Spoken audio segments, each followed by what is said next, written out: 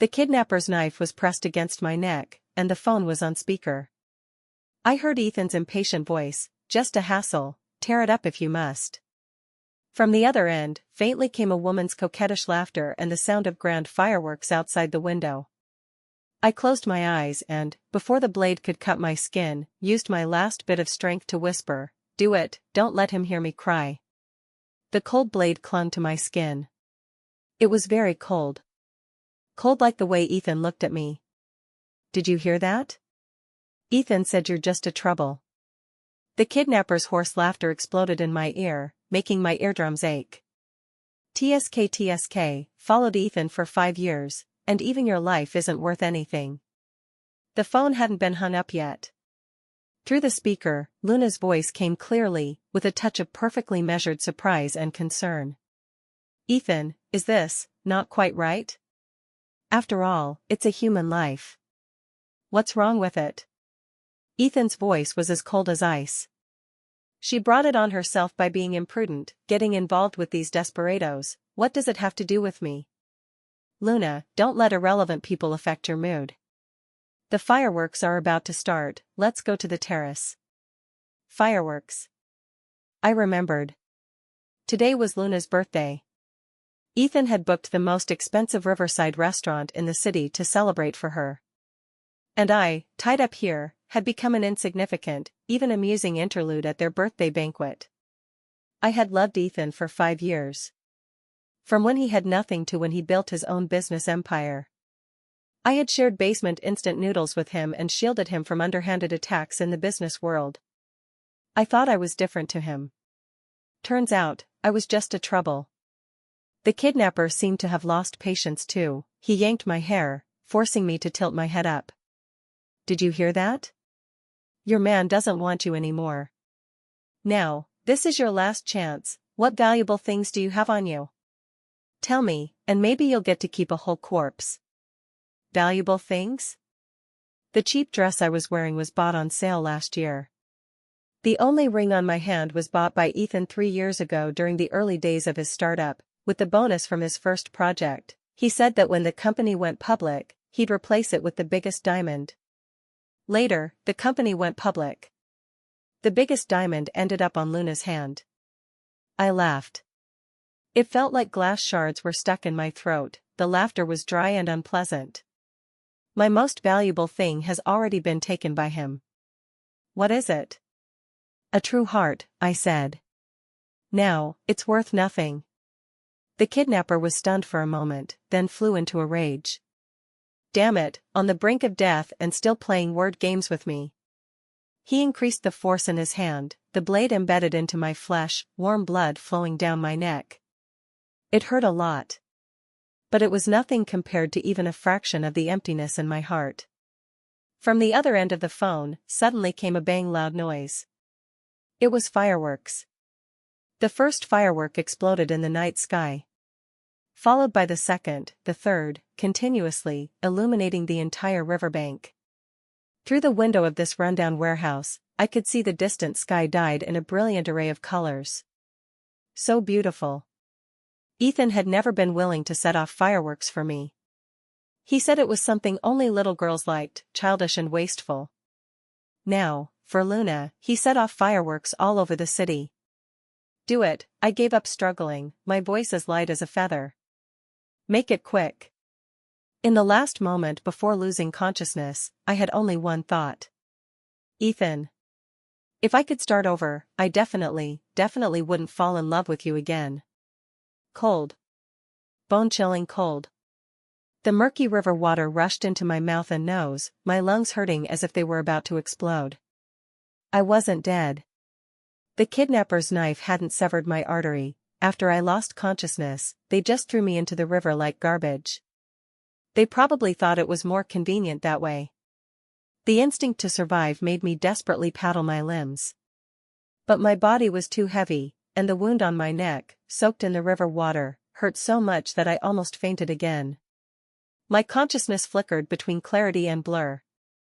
I saw my short life. I saw how, to take care of the sick Camille, I gave up the admission notice from the Vienna Conservatory. I saw how, To help him through the company crisis, I sold the only cello my mother left me. I saw myself waiting for him to come home in countless late nights, only to end up with him reeking of alcohol and another woman's perfume. Scene after scene, like an absurd silent play. And I was the most ridiculous clown from beginning to end. Why? Why should I die? Why could Ethan watch fireworks with Luna, while I had to perish in this cold river water without even a trace? No. I wasn't resigned. Even if I turned into a vengeful ghost, I would crawl back and ask him. In these 5 years, did he even have a heart? A strong surge of hatred rose from the bottom of my heart, unexpectedly giving me a bit of strength. I used all my strength to swim toward the faint lights in the distance. I don't know how long it took, but my fingers touched a patch of slippery mud. It was the shore. I used my last ounce of strength to climb ashore, collapsing entirely on the cold ground, gasping for air. The wound on my neck was still bleeding, and my body was as cold as ice. I knew I couldn't hold on much longer. Just as my consciousness was about to fade, a blinding car headlight shone over. The car stopped. A man in a white coat ran down from the car. He squatted beside me, his voice gentle yet anxious. "Miss? Miss, how are you?" He saw the wound on my neck, and his face changed drastically. "Don't be afraid, I'm a doctor, I'll save you." He carefully took off his coat, covered me with it, then took out his phone and quickly dialed the emergency number. I looked at him, in my blurry vision, I only saw his clean features and a face full of worry. "Doctor, so good." I tried to open my mouth to say thank you, but only let out a faint hissing sound. Finally, everything went black, and I completely lost consciousness. When I woke up again, it was in a pure white space. The smell of disinfectant was strong. I was lying on a soft hospital bed, my neck thickly wrapped in gauze. I had survived. This realization made me somewhat dazed. The door was gently pushed open. A young doctor in a white coat walked in. Seeing my eyes open, he visibly relaxed. "You're awake? That's great." It was him. The doctor who saved me. "How do you feel? Any discomfort?" He walked to my bedside, skillfully checking the data on the instruments. I shook my head, my throat was so dry I couldn't speak. He immediately understood, poured a cup of warm water, dipped a cotton swab in it, and gently moistened my lips. "You've lost a lot of blood and were soaked in the river for a long time. Your body is very weak. The wound on your neck is deep, but fortunately, it didn't hit the major artery. You're very resilient." He smiled gently, his eyes bright like they were filled with stars. "My name is Julian, I'm your attending physician." I looked at him and nodded. "Thank you." My voice was hoarse like sandpaper rubbing. "No need to thank me, it's what I should do," Julian said. "Rest well, the police will come later to take your statement. You." He paused, seeming to choose his words carefully. "Your family, do you need me to help notify them?" "Family?" "My parents died early, my only relative was Ethan. But he had already pronounced my death sentence." My heart suddenly tightened, as if gripped by an invisible hand. It hurt. But more than that, it was a bone-chilling cold. "I have no family." I looked out the window and said this calmly. From the moment Ethan said "tear it up if you must," Summer was already dead. Dead in those fireworks blooming for someone else. Dead in the cold river water. What was alive now was just an empty shell with no past and no future. Julian seemed to sense my emotions and didn't press further. He just silently tucked in the corners of my blanket. "Then rest well, if you need anything, press the bell." He turned and left, and the ward returned to quiet. I closed my eyes, my mind was in chaos. Ethan, Luna, kidnappers, fireworks, river water, those scenes played repeatedly, torturing every inch of my nerves. I couldn't go on like this. I couldn't have any connection to the name Summer anymore. Otherwise, Ethan wouldn't let me go. He wouldn't allow a dead person to come back and disturb his happy life with Luna. A crazy idea formed in my mind. I wanted to disappear. Completely, from this world. Just then, the ward door was slammed open. Summer. Lynn rushed in, her eyes red, seeing my state, tears instantly burst forth.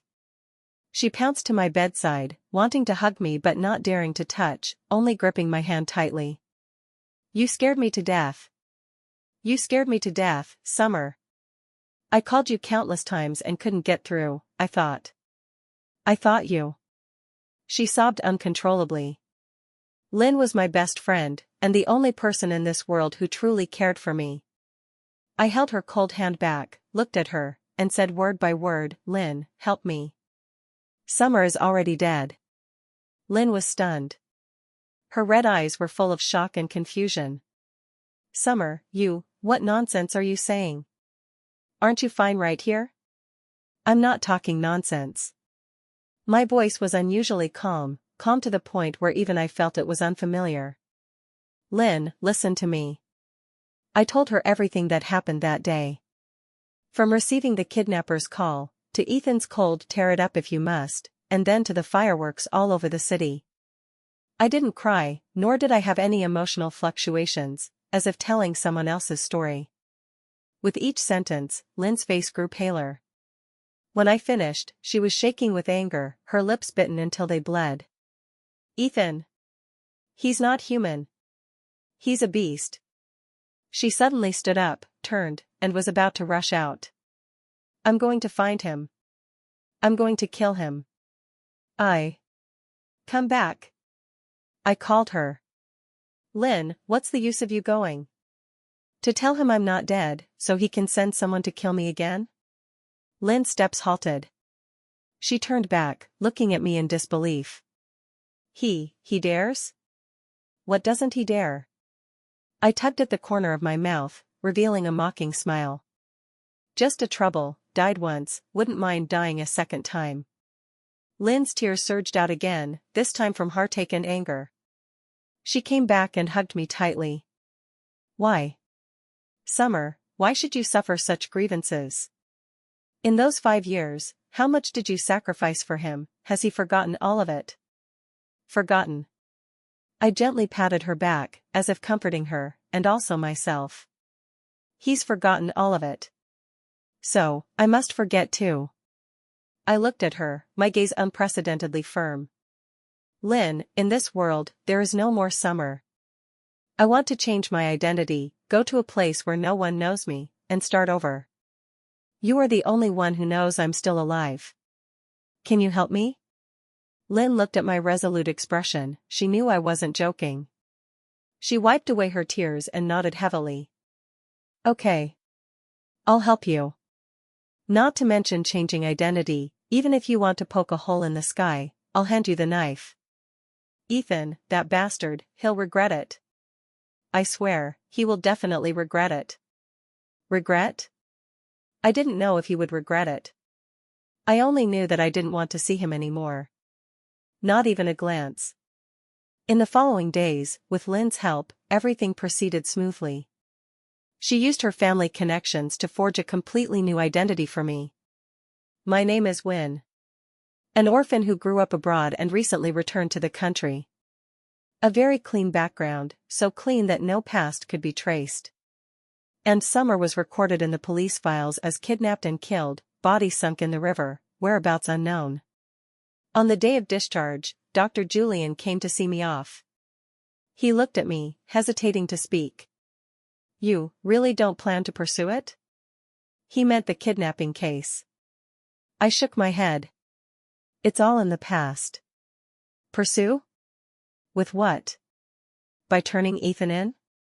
I had no evidence, even if I did, with the Gu family's power, it could be easily settled. I didn't want any more entanglements with him. This is my phone number. Julian handed me a business card. In the future, if you need any help, feel free to find me anytime. Thank you, Dr. Julian. I took the card and thanked him sincerely. He was my lifesaver. Lynn and I left this city. We went to a warm coastal town in the south. Lynn used her savings to rent me a house with a yard, filled with sunflowers. She said, Summer, no, Win. From now on, your life should be like these sunflowers, always facing the sun. I stood in the sunlight, looking at those golden flower discs, feeling a long-lost warmth. Yes. Summer was already dead. The one who survived was Win. A Win who lived for herself. It was 3 days later that Ethan learned of Summer's death from the police's official notification. The body wasn't found, but based on the bloodstains at the scene and the kidnapper's confession, the hope of survival was slim. When he received the call, he was picking engagement rings with Luna. Hearing the word Summer, he subconsciously frowned. Dead? His tone was flat, without any emotion, as if confirming a trivial matter. Got it. He hung up the phone, like brushing dust off a piece of clothing. What's wrong, Ethan? Luna carefully lifted her head, her beautiful eyes full of concern. Did something happen at the company? Nothing. Ethan picked up a diamond ring and slipped it onto Luna's finger. An insignificant person died. He looked at Luna's surprised smile, but inexplicably felt a trace of irritation in his heart. That feeling was strange, like a tiny thorn pricking his heart, not painful, but impossible to ignore. Probably because it felt ominous, he thought. Hearing about a death before the engagement was ultimately inauspicious. That's good. Luna breathed a sigh of relief. She raised her hand, admiring the huge diamond. Ethan, this ring is so beautiful, I love it. As long as you like it. Ethan responded perfunctorily, but his mind uncontrollably thought of Summer. He remembered how that woman always followed behind him, looking at him with a passionate gaze he couldn't understand.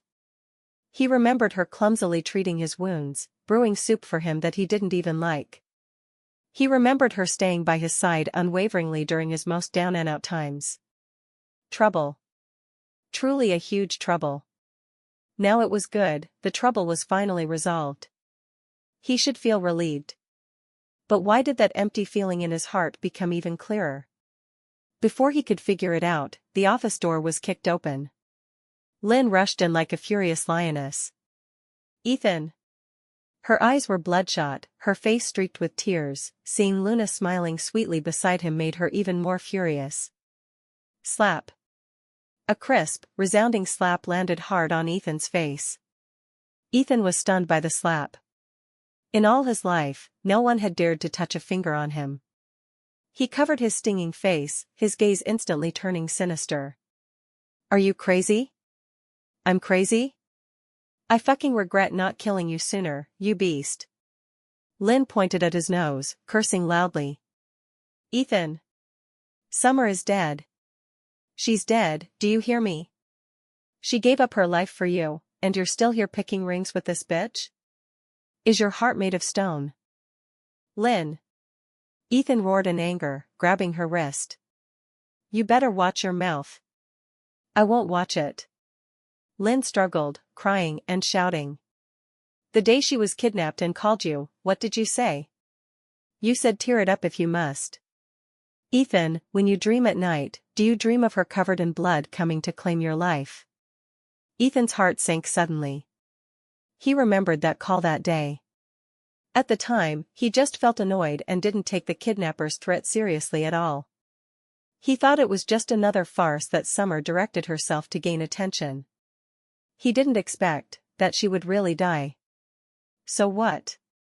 After a brief shock, he regained his indifference. It was trouble she provoked herself, it has nothing to do with me. Nothing to do with you? Lynn laughed, a laugh uglier than crying. What had nothing to do with you? Ethan, you'll get your retribution. You'll regret what you said today for the rest of your life.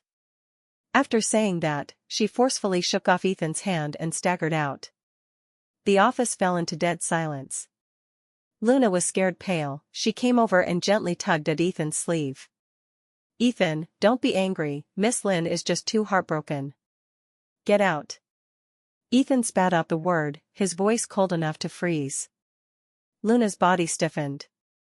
Ethan. I told you to get out. Ethan swung his hand fiercely, sweeping everything off the table to the ground. Looking at the mess on the floor, the thorn in his chest finally started to hurt sharply. Lynn's curses, like a lingering curse, began to swirl in Ethan's mind. He started to have insomnia. As soon as he closed his eyes, it was Summer's pale face. She always looked at him with those clear eyes, not speaking, just quietly watching. It made him irritable. He had his assistant handle Summer's funeral arrangements. A small tombstone stood in the corner of the cemetery. He didn't go. He felt that between him and her, they were even. He gave her 5 years of affluent life, she repaid with her life, very fair. His engagement banquet with Luna proceeded as usual. At the banquet, guests gathered, toasts crisscrossing. As the protagonist, he stood in the center of the crowd, accepting everyone's blessings. But he felt like an outsider. Everything around was so noisy, giving him a headache.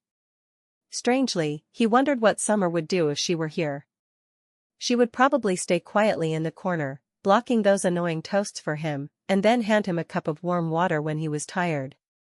She was always so sensible to the point where he took it for granted.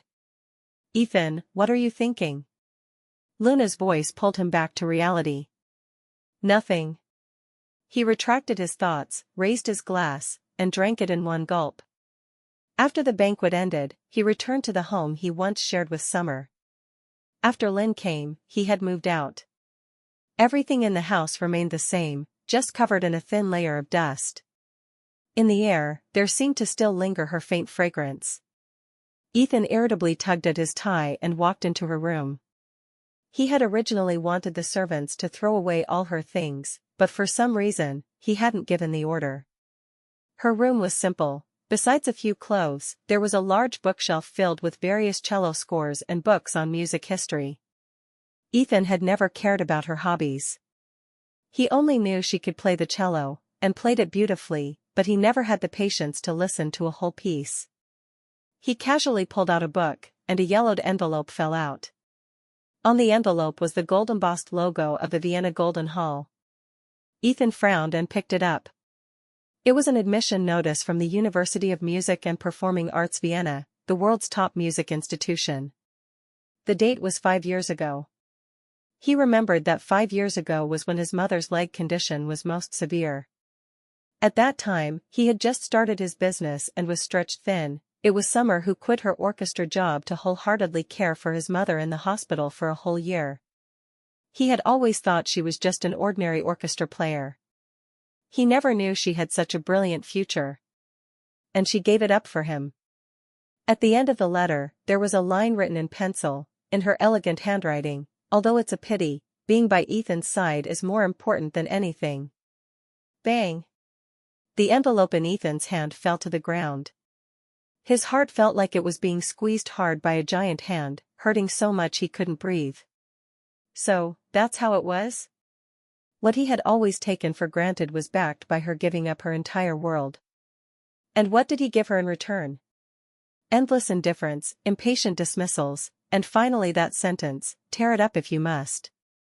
He staggered back a few steps, bumping into the bookshelf. Things on the shelf crashed to the ground. A thick diary lay open at his feet. October 12th, sunny.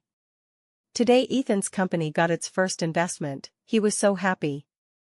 "He bought me a ring, although it's silver, I think it's better than any diamond. He said he'll buy me the biggest one later." "I don't want the biggest, I just want him." March 5th, rain. Ethan drank too much again. He quarreled with Miss Lynn. He held me but called Luna's name. "My heart hurts so much, but I can't cry because when he's sad, he needs a shoulder." July 21st, overcast. I seem to be losing my grip on him more and more. The way he looks at me is so cold. Word by word, like sharp knives stabbing into Ethan's heart. He squatted down, trembling hands flipping page by page. Inside were records of her caution, her humility, and the love he had discarded like worn-out shoes. The last page, dated the day of the incident. There was only one sentence: "Ethan, if I die, will you feel even a little sad?" Ah! An uncontrollable roar of pain burst from Ethan's throat. Holding that diary, like a lost child, he knelt on the cold floor, sobbing uncontrollably. Sad? It was more than sad. It was regret, a heart-wrenching pain. Summer, Summer, he repeated the name over and over, but the person who would smile and respond to him would never come back. 1 year later. In a southern coastal town. A grand charity concert was being held. The finale performer was the rising star cellist of recent years, Win. Under the spotlight, I wore a simple white long dress, holding my cello, quietly sitting in the center of the stage. This cello was given to me by Julian. After I decided to start over, he searched all over Europe to find this handmade instrument whose tone most closely resembled my mother's relic. He said, "Your talent shouldn't be buried." I closed my eyes, took a deep breath. The familiar melody flowed from my fingertips. It was Bach's air on the G-string. Once, I thought I would never play the cello again. It was Julian who, bit by bit, pulled me out of the abyss. He accompanied me through rehabilitation, encouraged me to pick up the bow again, and organized my first small recital. With his companionship, the ice in my heart finally began to melt slowly. The piece ended, and thunderous applause erupted from the audience. I stood up, bowed elegantly. The moment I lifted my head, my gaze collided with a man in the audience. It was a handsome yet haggard man, wearing an expensive suit, but unable to hide his exhaustion and desolation. He stared at me intently, his eyes filled with shock, ecstasy, and disbelief. It was Ethan. My heart was calm, without ripples. Like seeing a complete stranger. I politely nodded in his direction, then turned and left the stage. "Miss Wynne." But he rushed backstage like a madman, ignoring the security's attempts to stop him. He grabbed my wrist, with such force that it almost crushed my bones. "Summer, it's you, you're not dead." His voice trembled uncontrollably, his eyes red, like a desperate trapped beast. "Sir, you've mistaken me for someone else." I calmly withdrew my hand, stepped back, creating a safe distance. "My name is Wynne." "No. You are Summer." He looked at me stubbornly, as if trying to find traces of the past on my face. "Your eyes, your lips, the way you play the cello, all exactly like her." "Is that so?" I smiled faintly. "There are many people who look alike in the world, no need to make a fuss, sir." "You're not her." He murmured to himself, a flash of pain in his eyes. "Right, you're not her. Summer, she wouldn't look at me with such eyes." In his memory, Summer's gaze toward him was always passionate, full of love. But the me in front of him had a clear, cold, distant gaze, like looking at an insignificant stranger. If there's nothing else, I'll excuse myself. I didn't want to entangle with him anymore. As I turned to leave, he grabbed me again. "Don't go. Summer, I know I was wrong. I really know I was wrong. Come back, okay? I'll give you everything, the position of Mrs. Gu, all my property, as long as you come back." He was almost begging. "Mr. Ethan." A gentle but firm voice interjected. Julian had come over at some point. He naturally shielded me behind him, separating Ethan's hand. "Wynne has made it very clear, you've mistaken her for someone else." He looked at Ethan, with a hint of warning in his eyes. "Moreover, even if you didn't mistake her, she is now my fiancée." Fiancée. Those 3 words struck Ethan's head like a thunderbolt. He looked at me in disbelief, then at Julian. "No, impossible. This can't be." I didn't look at him again. I linked arms with Julian and said softly, "Let's go." "Okay." Julian smiled gently at me, leading me past Ethan. From beginning to end, I didn't look back. Behind me came Ethan's suppressed roar, like a beast's mournful cry. All of that had nothing to do with me anymore. Ethan wouldn't give up. Like a sticky plaster, he clung to my life. He sent people to investigate all of Wynne's information, and what they found was naturally the seamless background forged by Lynn. But he just didn't believe it. He was convinced I was Summer. He began using all sorts of means to approach me. Downstairs from my apartment, his conspicuous Bentley was parked every day. The restaurants I went to, he would book the entire place just to say a word to me. For the performances I attended, he would buy the front row center seat, staring at me from beginning to end with that gaze I couldn't understand, mixed with pain and regret. I felt very troubled. Even somewhat annoyed. That day, after the performance, he blocked the door to my dressing room again. When he called me like Julian did, his voice hoarse. "Let's talk, just 5 minutes. Mr. Ethan." I stopped and looked at him. "I think there's nothing to talk about between us." "There is," he said urgently. "I know you're still angry at me. It was my fault, I'm a bastard.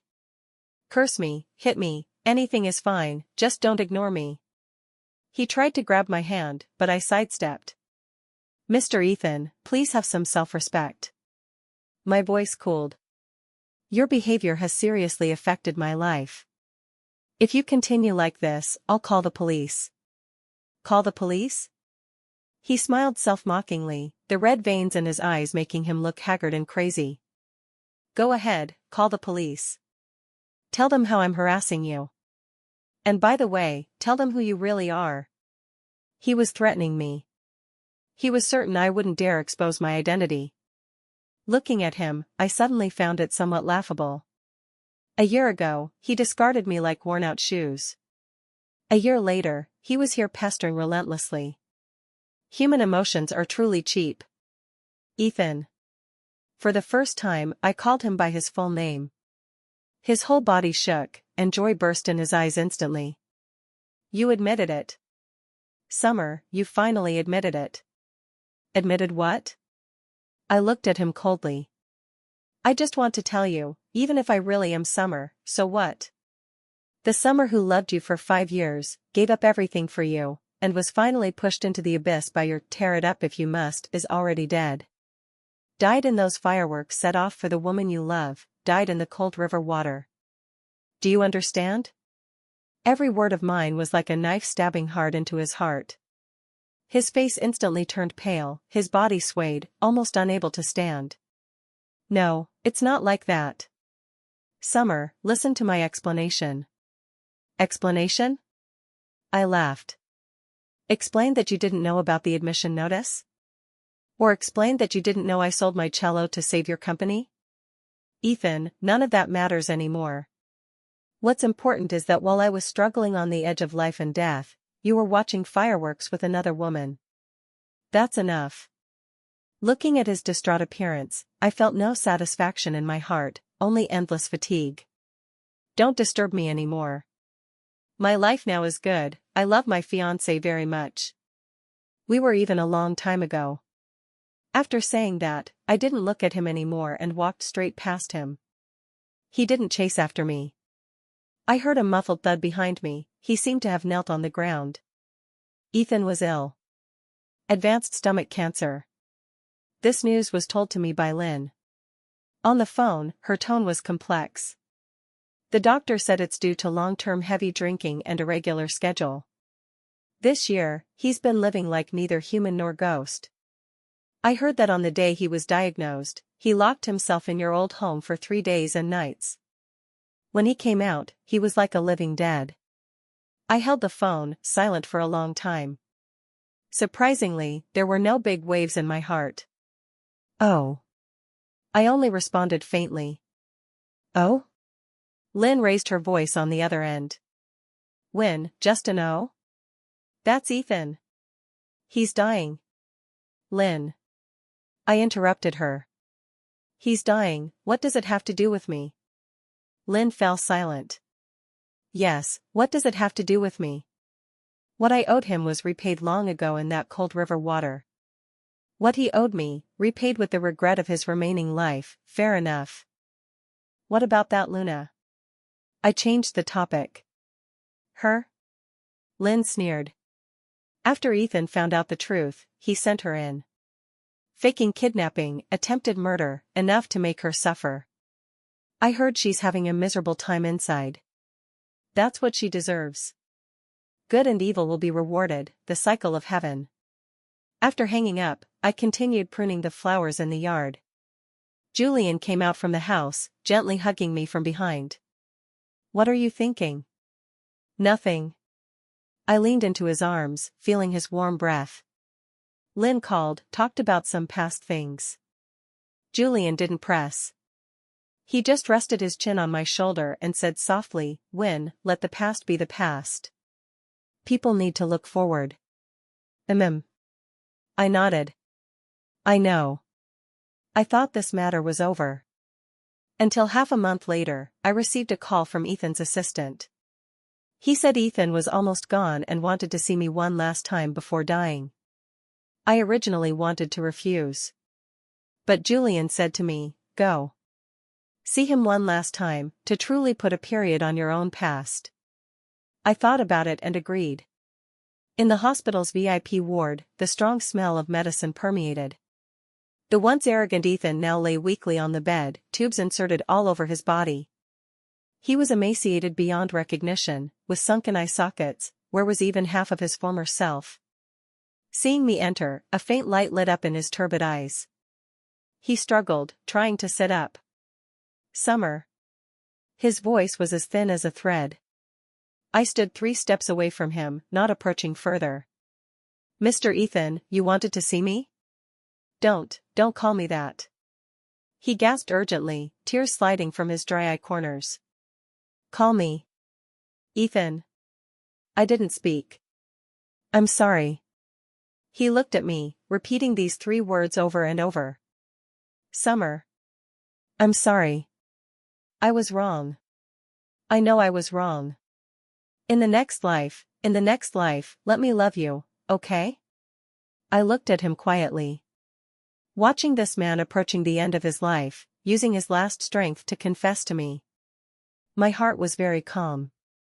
No hate, no love. Like watching a movie unrelated to me, and it had ended. "Ethan."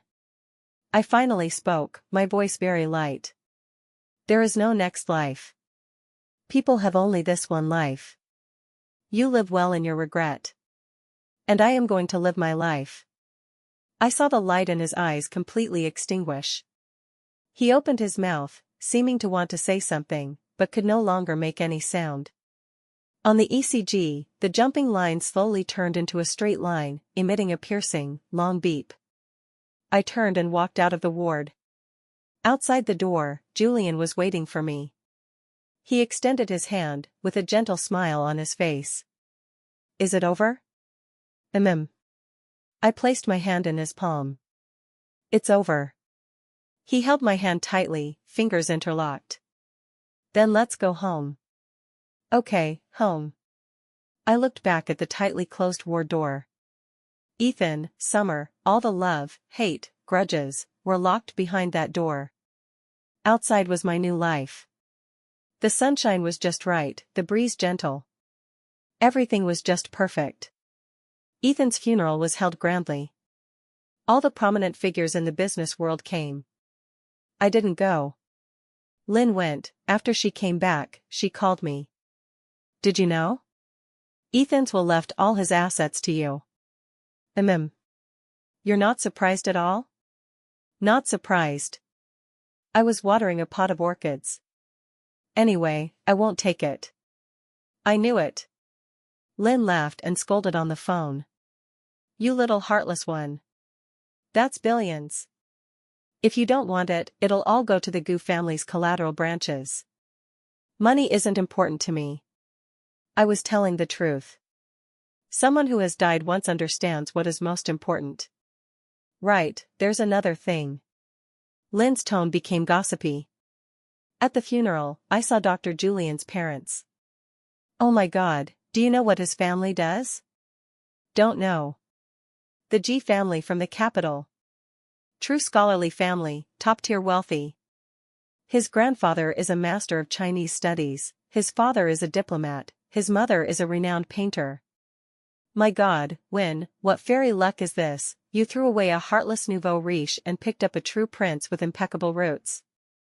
I couldn't help but laugh. What prince or not, he's just Julian. In my heart, he was just the Julian who saved me by the river and gently said, "Don't be afraid." My wedding with Julian was set for autumn. It was held in a small church, inviting only a few closest friends. Lynn was my bridesmaid. She cried harder than me. "I'm handing you over to him."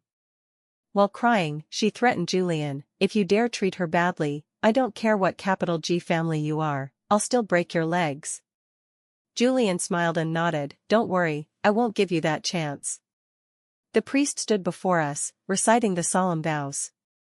"Mr. Julian, do you take Miss Wynne as your wife, in riches or in poverty, in health or in sickness, to love her, care for her, respect her, accept her, and be faithful to her forever until the end of life?" Julian turned his head, looking deeply at me, his eyes brighter than stars. "I do." "Miss Wynne, do you take Mr. Julian as your husband?" I looked at him, tears flowing uncontrollably. This time, they were tears of happiness. "I do." We exchanged rings, embraced and kissed amid everyone's blessings. At that moment, I felt my long empty heart finally filled. Warm and full. After the wedding, Julian took me to the seaside. We walked barefoot on the beach. The setting sun stretched our shadows long. "When?" He suddenly stopped, taking something from his pocket. It was an old, yellowed photo. In the photo was a little girl with pigtails, playing the cello on stage. Though immature, her features already resembled my current outline. That was me.